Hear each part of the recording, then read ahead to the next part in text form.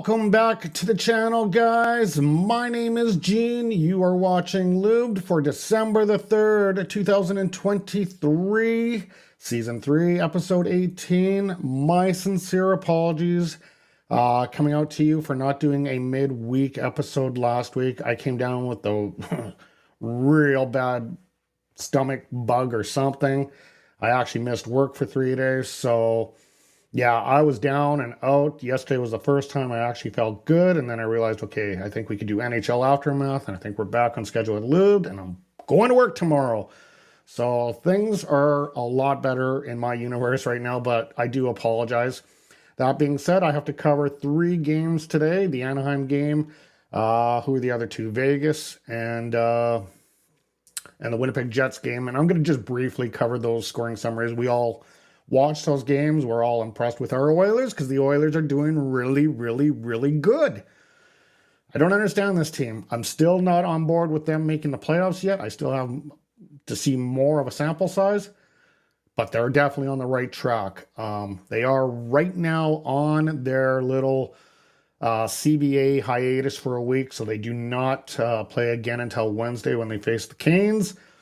We'll see if they can pick up where they left off. I'm hoping. And I'm hoping that we see this team at 500 within the next couple of weeks. I was hoping that we could get to 500 by the end of the month. Now I'm hoping we can actually do it within the next 2 weeks or so. So we'll see what happens here as they move on. And yeah, I'm super, super, super stoked and impressed with how they have been doing. Just let me get the right graphic here. Okay. As I mentioned, there is 3 big wins that happened. My initial graphic was the 2 big wins, but I didn't go on Wednesday to do the epi. So here we are today, and we'll discuss all that stuff. Now, you guys know I'm not one for rumors, but yesterday when I was driving into Kelowna to go visit my mother, I got a text from a good friend of mine that follows the oil pretty closely, and he usually is a guy that he's the guy that can kind of strain out the facts from fiction. So this is when I got first wind about this. Elvis Merzlikins rumors gained a lot of steam, and we're going to talk about that, as 3 scouts have attended multiple games, and that includes also Ken Holland's son, Brad Holland. There's a lot of stuff to this that makes sense, and when I get into the section of troubleshooting, I'm going to dive into why this all makes sense, and we're going to go from there, and you can decipher what you want. It is a rumor, but it's a rumor with a lot of steam and a lot of key analysts out there, a lot of the real good analysts, the Bob Stoffers of the world and all that, are kind of pointing in this direction. So yeah, we will see what happens here with that as we move forward here. Also, Oilers are red hot as they have won the last 4 in a row. Winning streak is now at 7 of their last 10. Liking what I'm seeing. The team is playing good. Darnell Nurse is looking really good. And Campbell was looking also really good up until last night, as he had kind of a hiccup again in Bakersfield, letting in 4 goals, having a... forgot what the save percentage is, but it was sub 900 save percentage. He was rolling along pretty good, and yes, kind of fell off a little bit. So there's a lot of speculation on what's going to happen with Campbell in the next couple of days, as he might be called up and whatnot, and go forward from there. So anyway, let's dive into the troubleshooting.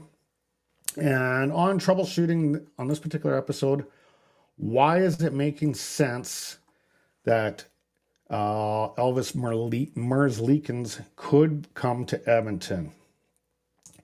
Well, I wrote here, Campbell greatly improved his game under some guidance from Manny Legacy. Now, Manny Legacy plays an intricate part in this because Manny Legacy used to be the goaltending coach in Columbus. He was also hosting an event I believe it was last July at his house when there was a firework incident that took the life of, I'm just trying to find it here. But anyway, took the life of one of their prospect goaltenders in the Columbia, or in the Blue Jackets organization. And it seemed to kind of stifle him a little bit. He seemed to kind of get off his game, and they're thinking that maybe a fresh change would be good for him. So the other thing is, Merzlikins, like I said, would like a fresh start after a 4th of July firework incident took the life of prospect and good friend Katis Kiverling. I'm totally butchering that name, but I apologize, especially when it's a person that has passed on. I do apologize, but it was his good friend that passed away. So again, there's that connecting the dots to Manny Legacy. Manny Legacy, former goaltending coach of Columbus, like I said. And there were 3 scouts. So all this stuff I basically just said already prior, but 3 scouts have been attended multiple games. There's something to this. I do believe there is something to this, and to give Merzlikins a fresh new start, kind of like when we sent Larson to Seattle, or got picked up by Seattle. He kind of needed that fresh start and so forth. So sometimes, with Larson, it was his father, just needed to get that headspace, get out of the surroundings that were around him at the time of that, and he moved on, and he seemed to be doing a little bit better. And I think this might actually help the Oilers by getting a decent coach. Merzlikins might come back to form because he is a pretty good goaltender, or he was. A lot of people out there saying, "Oh, he's not much different than Campbell." I disagree. I think he can be better than Campbell. I think, but then again, I also think I think Campbell, under the systems that the Oilers are playing right now, I think would flourish too. So that's a tough one to decide. But you can connect the dots on that one. Okay, let's move on to what is next, I believe, for the Edmonton Oilers. Oh, no, this is the scoring summary. So, again, 3 games were played. I'm going to go briefly through this. They defeat the Ducks, hammered the Ducks, actually, by a count of 8-2 last Sunday.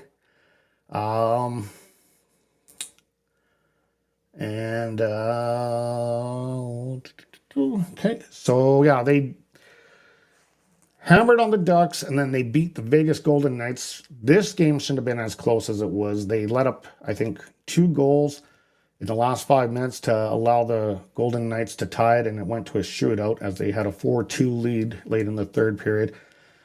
And then the Winnipeg Jets. So it started with Max Jones last Sunday at 3:32 of the Anaheim Ducks, scoring the first goal from Brent Leeson and Urto Vakinen. Then it was Evander Kane from Connor Brown and Leon Draisaitl, followed by Max Jones. That'd be the second and last goal that the Ducks would score. And that was from Jacob Silverberg and Pavel Mintyukov. Bad with names. Then it was the Oilers show the whole way through. McDavid, Nugent Hopkins, Hyman, James Hamlin getting his second, Zach Hyman, Leon Draisaitl, Matthias Ekholm round out the scoring. 8-2 slaughtering of the Anaheim Ducks. They go into the Wednesday game, which featured the Vegas Golden Knights, and it was Sam Gagner scoring at 13:29 of the first period. In the second period, Mark Stone would tie it at 1:11. Then it was Matthias Janmark Matthias Janmark getting his second. Did I say Matthias on the first one? Okay, it was Sam Gagner on the first one, Matthias on the second one. And then Michael Armelio tying it. And then it was Connor McDavid and Evander Kane. And the Oilers were looking good, 4-2. But late in the third period at 13:30, Ben Hutton would score to make it 4-3. The game got very interesting. And then it was Keegan Colster at 17:52 that broke our hearts. And the Vegas Golden Knights tied the game. Went to overtime. No goals were scored. Connor McDavid gets one on the wrister. Jonathan Marchessault, snapshot right side. Ryan Nugent-Hopkins goal with a wrist shot. And then Jack Eichel's snapshot hit the right post. Marchessault went wide right, by the way. And so the Oilers got 2. The Golden Knights didn't score any in the shootout. You have a 5-4 shootout win for the Edmonton Oilers. And again, they kept on rolling, and then they brought in the Winnipeg Jets on Thursday night. And this was going to be the episode when I was going to film. And I do apologize. I had it all posted. I had the thumbnail ready to go. I just wasn't good to go.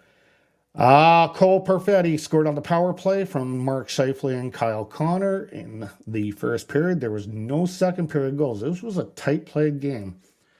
Then at 13:11, Darnell Nurse ties it. And then it was Leon Draisaitl on the power play and an empty netter by Ryan McLeod. That was, out of the 3 games, that was without a doubt probably the closest game. And it was reported that the coach of Winnipeg, I can't think of his name right now, but he was saying when they were asking him what was the biggest factor of it, he was saying that they were getting killed on the faceoff dot. Oilers owned the faceoff dot. I don't have that particular stat up, but apparently it was something like 65, 70% on the faceoff dot that the Oilers were. They were just absolutely crushing it. So Winnipeg constantly had to play the chase game, trying to get the puck back and retrieve the puck, and that's just what burnt them out. So essentially it was just the fact that they got burnt out. Okay, let's go on to what we're going to expect here as the Oilers take on the Carolina Hurricanes on Wednesday night. When it comes to goals, the Canes are 7th in the league, averaging 3.42. Meanwhile, the Oilers are at 9th in the league, averaging 3.32. So they're pretty close on that stat. Canes are tied for shots on goal, as they were averaging about 34.2. So this new look decor or defensive structure, I guess, I wouldn't say decor, defensive structure that the Oilers have has got to be really on point on Wednesday night, as Carolina likes to pepper the shots. Meanwhile, the Oilers are 4th in the league with that stat at 33.4. Power play percentage, Canes are 11th in the league at 22.2. Meanwhile, the Oilers are 5th in the league at 26.6. Face-off percentage, the Canes are 12th in the league and the Oilers are 12th in the league, both tied with the same one at 51.1%. So that's going to be an interesting one to see who's going to be better on the dot. That could very well be the deciding factor of this game. Shooting percentage, Carolina is 13th in the league at 10.2. Meanwhile, the Oilers are 18th in the league at 9.9. Defensive stats. Carolina is 17th in the league with a 3.26 for goals allowed. Meanwhile, the Oilers are 27th in the league, as they are drastically bringing that down, and their goal differential has really greatly improved. And I'm going to explain that pretty quick here. But that they are 27th in the league, allowing 3.59 goals.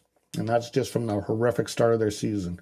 Shots on goal allowed, the Canes are 1st in the league, allowing only 24.7.